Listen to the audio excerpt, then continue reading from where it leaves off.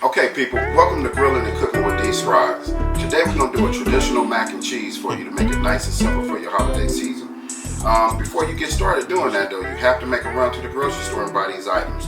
So we already did that part. So we have our elbow noodles now, we have our Gouda cheese, we have our sharp cheese, and we also have our Monterey Jack cheese. We want to use 3 cheeses. You can use as many as you want, but that will overpower your dish. You want to just make sure you have a nice creamy taste. The other things that we have is the unsalted butter, and we also have our half and half milk. We're going to combine all this together and we're going to get it cracking. Okay, to start this process, we're going to start off by putting our noodles on right now.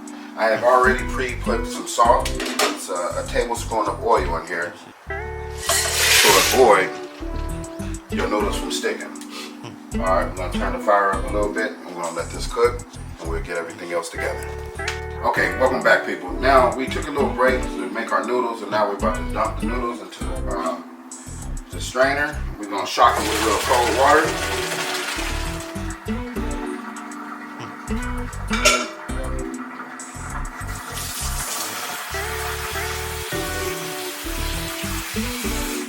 And from there we can start adding the ingredients. Okay people, now the way I like to do it, now I'm going to take the noodles, let them drain off. Go ahead and place them into the bowl. At this moment, I like to season the noodles. So we're going to add a little salt, a little black pepper. We're also going to add the seasoning salt. And make sure you go easy on the seasoning salt. You can always add to it, but you can't take away. And here go our onion powder. From there, we're just going to mix this all together.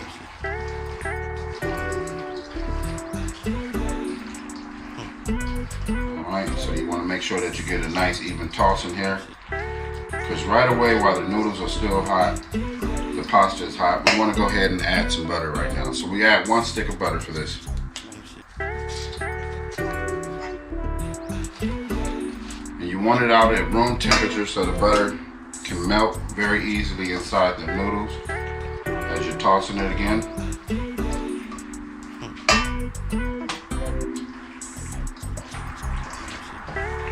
Then from there you'll start adding your cheese. And we're going to start off by adding the Gouda.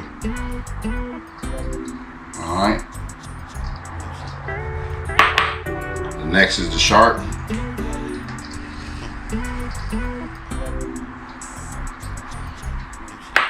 And the Monterey Jack.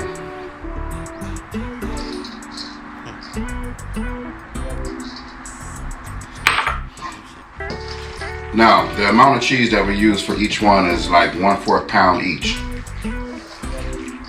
of the cheeses. And we'll just keep on tossing this until the cheese is all the way in there. If you have a little cheese remaining in the bowl, just go ahead and add it on there.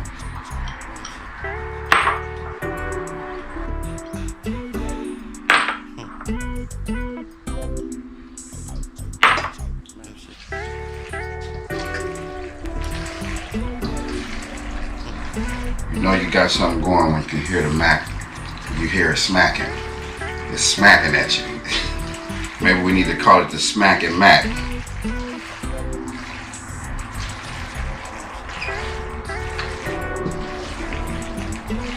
Okay, so we'll just go ahead and add our milk now. And this is like a cup of milk. Add a little bit at a time and mix it on up and add the rest.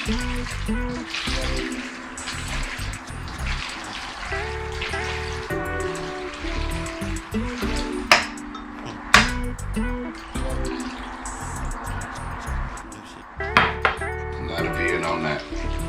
Now the next thing that we could have done beforehand, but I wanted to do it while the cameras was rolling, you'll take your dish that you're going to cook it in. You want to take the time to go ahead and grease your dish, your cooking dish, so your noodles will not, your mac and cheese will not stick to it. Alright, so we're going to take some butter, we're going to grease the sides. Use a paper towel. Just grease it on just like that. Okay? Then from there, what you want to do is just go ahead and fold your noodles inside the dish.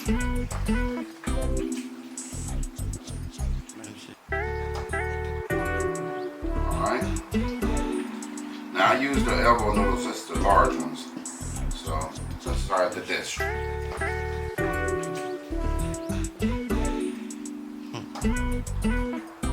Alright. Now I use the elbow noodles, that's the large ones. So this dish is a little, could have got a little bigger one, but this will work.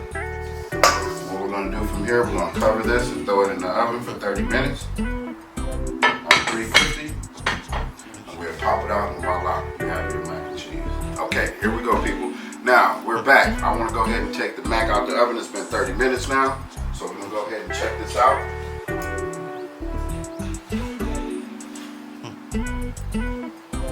Place this here. Let me close this oven up.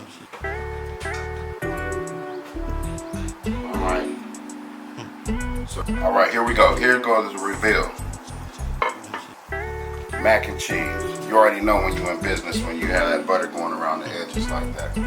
Can't wait to dig in. See if I'm upholding the Scroggin's name.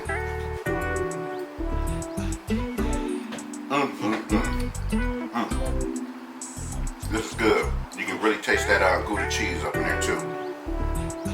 Most definitely. Don't forget to subscribe to my page, Grilling and Cooking with D. Scroggs. Thank you for visiting.